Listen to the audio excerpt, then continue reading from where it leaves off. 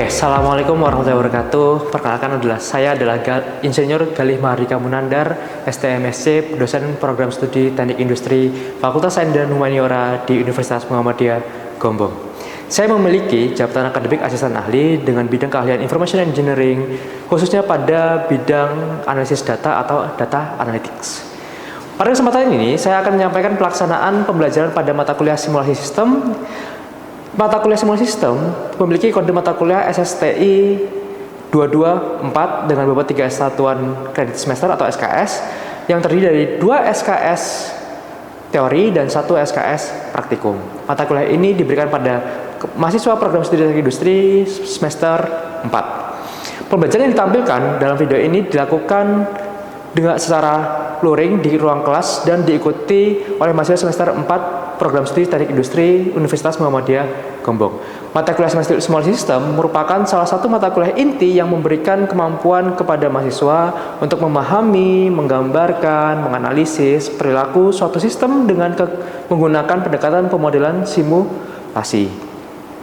Dalam bidang teknik industri, permasalahan tersebut dihadapi umumnya tidak hanya terdiri atas satu komponen, melainkan permasalahan tersebut dapat melibatkan manusia, mesin, material, metode, informasi, waktu, biaya, dan berbagai kondisi yang saling berinteraksi. Oleh karena itu, sebelum melakukan perbaikan suatu sistem, mahasiswa perlu memahami terlebih dahulu nih, bagaimana sistem tersebut bekerja, komponen apa saja yang membentuknya, variabel apa saja yang mempengaruhinya, serta bagaimana hubungan antara satu komponen dengan komponen lainnya. Simulasi digunakan untuk mempelajari perilaku sistem tanpa harus langsung melakukan perubahan pada sistem yang nyatanya. Melalui simulasi, mahasiswa dapat membuat representasi atau model dari suatu sistem, melakukan percobaan terhadap model tersebut, serta memperkirakan akibat dari berbagai alternatif keputusan. Dengan demikian, mahasiswa dapat menganalisis sebuah permasalahan secara sistematis dan dapat mengurangi risiko kesalahan ketika suatu keputusan diterapkan pada kondisi nyata di lapangan.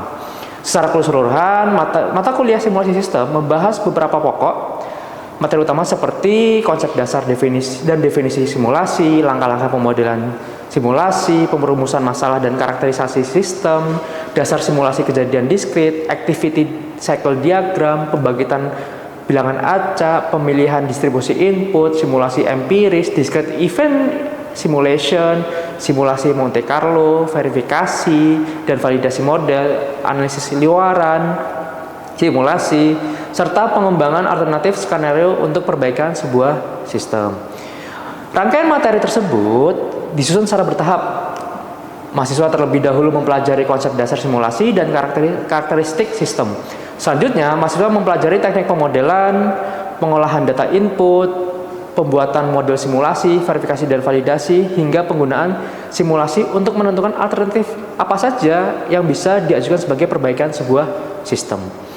Mata kuliah simulasi sistem mendukung dua capaian pembelajaran di Teknik Industri Program Sarjana Universitas Muhammadiyah Gombong. Yang pertama adalah kemampuan untuk mengidentifikasi, merumuskan masalah, menganalisis dan menyelesaikan permasalahan kompleks di bidang teknik industri.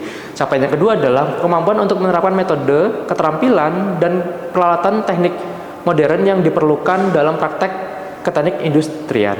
Untuk mencapai capaian tersebut, setelah mengikuti mata kuliah, mahasiswa diharapkan mampu merumuskan masalah simulasi, mengidentifikasi variabel dan batasan sistem, menentukan simulasi yang sesuai, menganalisis alternatif solusi, serta menggunakan perangkat lunak simulasi untuk menyelesaikan permasalahan pada sistem yang terintegrasi. Mahasiswa tidak hanya dituntut untuk memahami konsep secara teoritis, tapi juga harus mampu menerapkan konsep tersebut dalam analisis kasus dan kegiatan praktikum di universitas. Pada video pembelajaran, kegiatan yang ditampilkan merupakan pembelajaran pertemuan yang kedua. Pokok pembahasan pada pertemuan tersebut adalah perumusan masalah dan karakterisasi sistem dengan fokus pembahasan pada karakteristik sistem, komponen sistem, serta perbedaan antara sistem atau data yang bersifat kontinu dan juga diskrit. Pada pertemuan sebelumnya, mahasiswa telah mempelajari pengantar simulasi, konsep dasar simulasi, tujuan simulasi, serta alasan menggunakan simulasi dalam penyelesaian masalah teknik industri. Pemahaman tersebut menjadi dasar mahasiswa untuk mengikuti pembelajaran pada pertemuan yang kedua. Pada pertemuan tersebut, mahasiswa mulai diarahkan untuk memahami bahwa setiap sistem itu memiliki karakteristik yang berbeda. Ada sistem yang perubahan berlangsung secara terus-menerus, yaitu disebut dengan kontinu. Ada juga sistem yang berubahnya pada waktu atau kejadian-kejadian tertentu, yaitu disebut dengan diskrit. Sebagai contoh, kecepatan suatu kendaraan atau laju produksi itu adalah sebuah sistem karakteristik dengan kontinu. Sedangkan jumlah pelanggan yang datang, jumlah produk yang selesai, jumlah persediaan barang itu adalah contoh dari sistem diskrit. Kemampuan membedakan karakteristik kontinu dan diskrit menjadi penting karena karakteristik tersebut akan mempengaruhi sebuah metode, pendekatan, dan model simulasi yang akan digunakan oleh siswa. Kemampuan akhir yang diharapkan pada pertemuan tersebut adalah mahasiswa mampu mengidentifikasi dan menganalisis simulasi berdasarkan karakteristik sistem. Secara lebih operasional, setelah mengikuti kegiatan pembelajaran, mahasiswa diharapkan mampu menjelaskan pengertian sistem itu apa, mengidentifikasi komponen sistem itu apa saja, membedakan karakteristik kontinu dan diskrit itu bagaimana, serta mengklasifikasikan contoh sistem nyata berdasarkan dari karakteristiknya. Mahasiswa juga diharapkan mampu menjelaskan alasan mendasari proses klasifikasi dari sebuah sistem. Dengan demikian, mahasiswa tidak hanya menyebutkan apa suatu sistem, termasuk dalam sistem kontinukah atau diskritkah, tapi juga mampu menjelaskan variabel yang diamati itu apa saja, lalu suatu pengukurannya bagaimana, perubahan kondisinya seperti apa, serta hubungan antar unsur yang terdapat di dalamnya. Metode pembelajaran yang digunakan pada pertemuan kali ini yaitu discovery learning. Melalui metode tersebut, mahasiswa tidak langsung diberikan seluruh kesimpulan oleh dosen. Mahasiswa diarahkan untuk mengamati contoh, menjawab pertanyaan pemantik, lalu mengidentifikasi karakter sistem, berdiskusi, menyampaikan hasil analisis, serta menyusun kesimpulan berdasarkan hasil pembelajaran. Kegiatan pembelajaran tersebut dimulai dari kegiatan pendahuluan, inti, dan juga penutup. Pada kegiatan pendahuluan, saya melakukan apresiasi dengan menghubungkan materi pertemuan yang sebelumnya sudah dipelajari. Kegiatan ini, pada kegiatan inti, mahasiswa mengamati beberapa contoh sistem, mengidentifikasi variabel yang terdapat dalam sebuah sistem.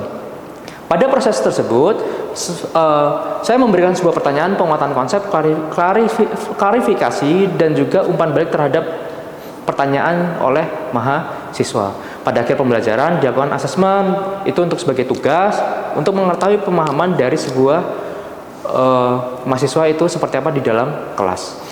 Dalam pelaksanaan pembelajaran, saya berupaya menempatkan mahasiswa sebagai peserta yang aktif. Mahasiswa diberikan kesempatan untuk mengemukakan pendapatnya seperti apa, memberikan contoh, mengajukan pertanyaan, serta juga menanggapi jawaban oleh mahasiswa yang lain. Peran saya sebagai dosen itu adalah memfasilitasi proses pembelajaran, mengarahkan diskusi agar tetap sesuai dengan capaian pembelajaran yang ingin dicapai. Pembelajaran juga didukung penggunaan RPS yang sudah saya upload di edu.unimugo.ac.id atau LMS Universitas. Bahan presentasinya lalu juga menggunakan smart screen, lalu ada laptop, dan juga LMS yang digunakan yang bisa diakses oleh dosen dan juga mahasiswa. Berikutnya merupakan dokumentasi pelaksanaan pembelajaran mata kuliah simulasi sistem pada pertemuan yang kedua dengan materi perumusan masalah dan juga karakterisasi sistem. Dokumentasi pembelajaran akan menunjukkan proses penyampaian materi, interaksi antara dosen dan mahasiswa, kegiatan diskusi, pembelajaran umpan balik, serta pelaksanaan asesmen pada pembelajaran. Semoga pelaksanaan pembelajaran ini dapat memberikan gambaran mengenai proses pembelajaran yang saya lakukan dalam mendukung pencapaian kompetensi mahasiswa program studi teknik industri Universitas Muhammadiyah Gombong. Saya ucapkan terima kasih. Wassalamualaikum warahmatullahi wabarakatuh. Oke, sebelumnya assalamualaikum warahmatullahi wabarakatuh.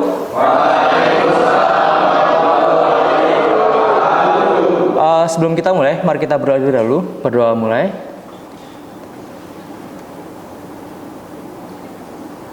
Oke, cukup teman-teman. Baik, hari ini kita akan membahas terkait tentang karakterisasi sistem dan juga perumusan sebuah masalah. Di dalam sebuah sistem, itu kita perlu tahu terlebih dahulu. Kita harus mengerti apa itu sistem terlebih dahulu. Di daerah sekitar kalian, itu ada banyak contoh di bagian di universitas kita, itu ada antrian loket pelayanan. Jelas, itu termasuk dalam sebuah sistem. Berikutnya ada proses produksi ketika kalian pernah melakukan kunjungan industri kan ya kemarin kan ya. Ketika kalian di Kayaba seperti apa dan lain-lain kan. Itu sebenarnya semua adalah sebuah sistem yang ada di dalam sebuah perusahaan. Yang perlu kalian mengerti. Pertanyaannya adalah, apakah semua sistem memiliki karakteristik yang sama? Ketika kalian ke Kayaba, apakah sama dengan pelayanan di dalam universitas kita? Exactly, itu dia. Kita perlu tahu apa itu perbedaannya. Namun kita perlu tahu terlebih dahulu dasarannya. Pertanyaannya adalah, apa itu sistem? Apa itu sistem? Coba kalian baca.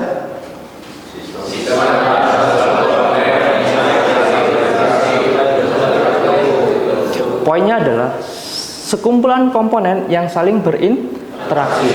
Unsurnya apa saja? Ada tujuan, komponen, hubungan, input, proses, output, batas, dan juga lingkungannya. Di bagian contoh, yang tadi saya sudah sebutkan di kehidupan kita sehari-hari ya, ada yang namanya produksi, pelayanan, logistik, persediaan, dan juga transportasi. Namun poinnya adalah di sini, ada input, proses, dan juga output. Inputnya adalah sebuah bahan baku, prosesnya adalah produksi, outputnya adalah produk yang jadi. Namun tidak hanya sekedar sampai produk jadi, tapi juga ada umpan balik dari atau feedback dari konsumen itu sendiri.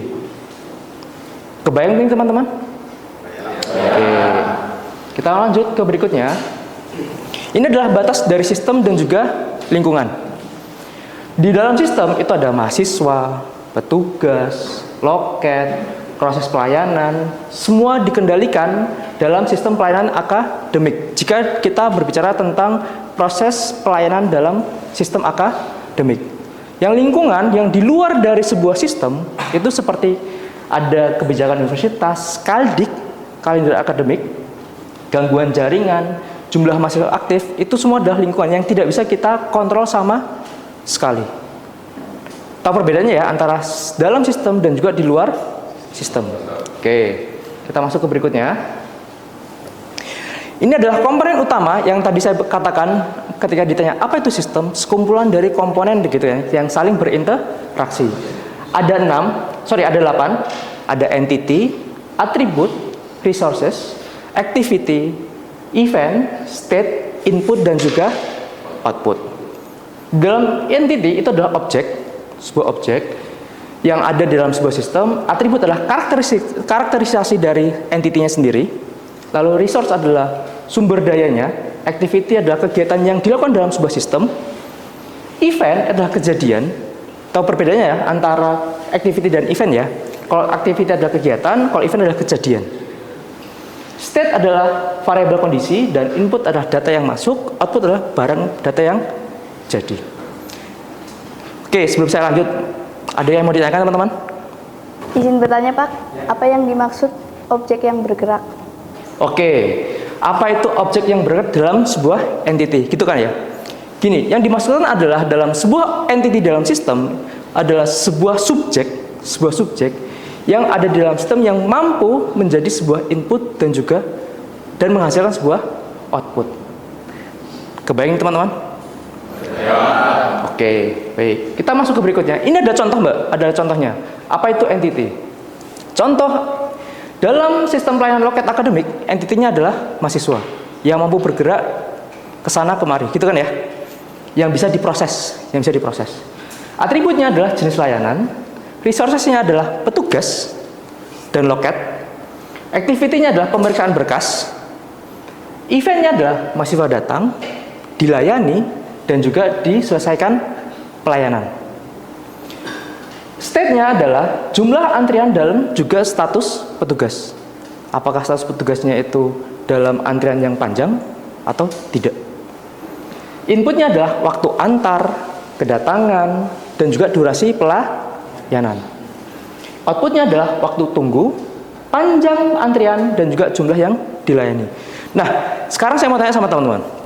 Di dalam sebuah sistem loket pelayanan, ketika kalian mengantri, gitu kan, ketika kalian hadir dalam sebuah loket di gedung rektorat, itu kalian melihat ada seorang mahasiswa yang mengantri di belakang, gitu kan, di depan loket sampai ke belakang.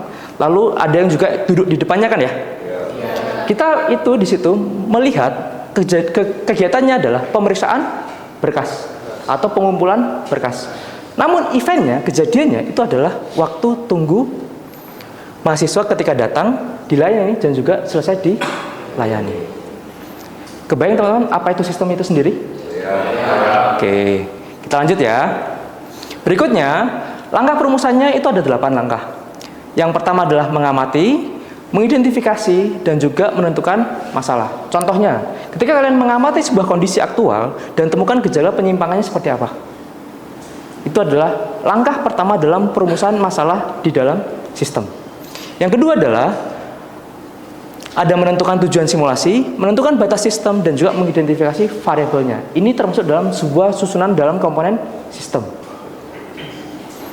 Yang terakhir adalah menentukan ukuran kinerja, menentukan alternatif, perbaikannya seperti apa. Apakah mau menambahkan loket, gitu kan ya, atau menggantikan loket. Itu adalah tujuan dari perumusan masalah kita sendiri. Oke, bisa kita lanjut teman-teman? Kita masuk ke berikutnya. Ini adalah contoh kasus dalam sistem pelayanan. Kasusnya adalah antrian loket, gitu ya. Masalah utamanya adalah tingginya waktu tunggu mahasiswa di loket. Penyebabnya adalah petugas tidak cukup pelayanan. Tujuannya adalah menganalisis pengaruh jumlah petugas terhadap waktu tunggu dan juga panjangnya antrian. Maka ukuran kinerja adalah rata-rata waktu tunggu, panjang antrian, dan juga utilitas petugas dalam melayani mahasiswa. Kita ke berikutnya. Pertanyaannya adalah, mengapa sistem itu perlu dikarakterisasi? Menurut kalian, antara Mas Dava dan juga Mas Nandi itu berbeda bang sama? Itu dia maksudnya. Karakter juga sama. Sistem dari karakter dari sebuah sistem itu juga perlu dibedakan antara sistem yang satu dan juga yang lainnya. Agar kita mengerti data yang kita ambil itu apa dan juga luarannya itu apa. Kebayang nih teman-teman? Oke. Kita masuk ke berikutnya. Ada sebuah karakter sistem, itu yang pertama adalah continue. Sistem continue sendiri itu adalah sistem yang berkelanjutan dari data 0 sampai akhirnya seperti apa. Di sini kalimatnya adalah variabel keadaan berubah secara berkesinambungan, maka tidak ada sistem yang patah-patah. Saya akan kasih contoh. Di dalam sebuah grafik di sistem continue, datanya adalah selalu berkesinambungan, tidak ada patah di antar interval waktunya. Ini periode, ini adalah satunya. Oke, contohnya adalah suhu mesin. Suhu mesin itu kan tiap waktunya adalah naik, namun ketika sudah dimatikan dia akan turun, falling down, gitu kan ya? Tidak ada putusnya. Itu adalah sistem continue. Ini ada contoh. Suhu mesin dari 70 ke 70,2, 70,5 sampai 71,1. Berikutnya, kecepatan konveyor ada 1 mili per second menjadi 1,1, lalu diakhiri dengan 1,25. Maka kesimpulannya adalah continue itu berubah secara bertahap dan dapat diukur secara waktu. Gitu ya teman-teman ya. Oke, kita masuk ke berikutnya. Setelah continue ada discrete. Nah, di sini berbeda antara continue. Ini adalah continue, ini adalah discrete. Di dalam discrete sendiri, kalimatnya adalah seperti ini. Sistem berubah hanya pada waktu atau kejadian tertentu. Maka periode pertama itu seperti ini. Lalu dia mati, tidak ada waktu perbedaan satuan lagi. Berikutnya dia akan berubah lagi dari awal. Itu adalah discrete. Ada patahan di dalam periode tertentu. Tidak selalu berkesinambungan seperti continue. Itu adalah discrete. Di sini contohnya adalah pelanggan datang ke loket, produk selesai diproduksi, mesin mengalami kerusakan. Contoh, pelanggan datang ke loket pada waktu jam 8 sampai jam 10 itu dia banyak. Namun ketika jam 11 sampai jam 12 itu mulai lagi dari 0. Tidak berkesinambungan. Nangkap ya ini ya? Oke. Ini adalah contohnya teman-teman. Jumlah mahasiswa dalam antrian itu adalah pada jam 8 ada 2 mahasiswa. Jam 8:05 ada 3 mahasiswa. At least 1 orang datang gitu ya. 1 orang datang. Lalu jam 8:10 5 orang mahasiswa. Berarti menambah 2 mahasiswa gitu ya. Dan terakhir 8:15 itu mahasiswa. Maka sudah ada 1 selesai dalam antrian mahasiswa. Kebayang ini ya? Oke. Kita akan mengetahui apa perbedaan antara continue dan discrete. Continue itu berkesinambungan, sedangkan discrete itulah berubah hanya saat event tertentu. Yang ini seasonal, yang ini berkelanjutan. Oke, adakah yang mau ditanyakan teman-teman? Saya Pak izin bertanya. Secara data, apa yang menjadi perbedaan antara sistem continue dan sistem discrete? Oke, ini menarik sekali. Dari teman-teman, dari contoh yang saya pernah jelaskan, yang sebelumnya, di slide sebelumnya, ada yang mau menjawab? Ya, gimana Mas Hamas? Oke Mas Raka, kalau misal dilihat secara data antara continuous dan discrete itu berbeda. Kalau misal kita lihat secara data, continuous itu datanya berbentuk float atau desimal. Contoh 77,1, 99,1, 99,2. Sedangkan kalau misal sistem discrete itu datanya berbentuk angka bulat. Contoh 99, 70, 71 gitu Mas Raka. Terima kasih Mas Hamas atas jawabannya. Ini menarik sekali. Ini menarik sekali. Ini adalah variabelnya. Variabel mirip, tapi karakterisasi berbeda. Laju produksi 12,5 berupa pecahan yang tadi disebutkan oleh Mas Hamas. Berikutnya, jumlah produksi selesai itu adalah 12 unit. Itu adalah contoh discrete-nya. Yang awal adalah continuous, yang satunya adalah discrete. Yang satu adalah bulat, yang satu adalah desimal. Gitu ya? Oke. Berikutnya kita masuk ke dalam aktivitas kelompoknya nih ya. Coba kalian, ini kita bagi 3 ya. Kita bagi 3. Kita bagi 3 kelompok. Amati kasus pada pelayanan loket. Tentukan entity-nya apa, atributnya apa, resource-nya apa, activity-nya apa, sampai output-nya adalah apa. Apakah sistem tersebut bersifat continue atau bersifat discrete atau kombinasi? Itu yang pertama. Lalu tulis hasilnya, identifikasi pada lembar kerja kelompok. Gitu ya teman-teman ya. Nanti kalian kumpulkan di edu. Ingat, edu kita adalah alamatnya apa? edu.unimugu.ac.id.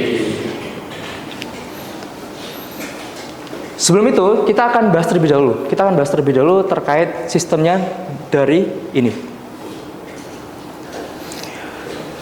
Entity-nya adalah jelas apa? Berikutnya, atributnya apa? Resource-nya adalah? Exactly. Activity-nya? Event-nya? Oke. Inputnya? State-nya? Oke. Inputnya apa? Oke, outputnya?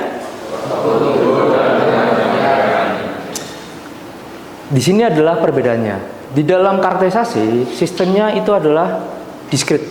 karena tidak setiap waktu itu akan sama kejadiannya. Lalu alurnya adalah mahasiswa datang, mengantri, lalu dilayani gitu ya.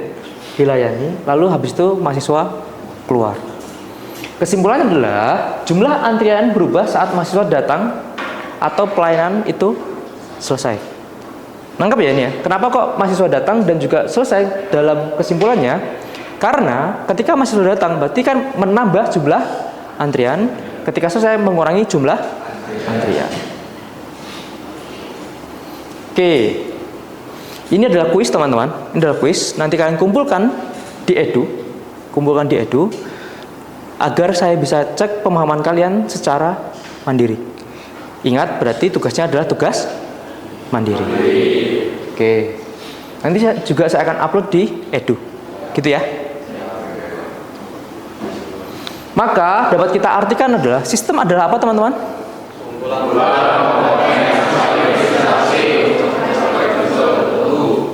Oke, good. Maka perumusan adalah menentukan arah dan tujuan sebuah kejadian, gitu kan ya?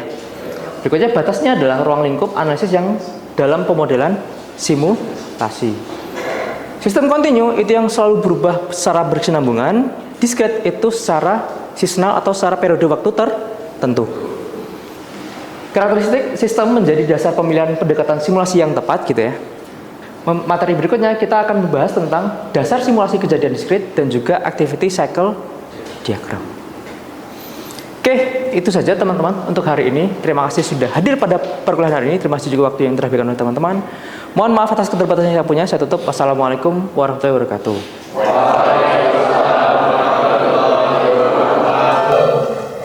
Oke, demikianlah video yang pembelajaran yang sudah saya lakukan.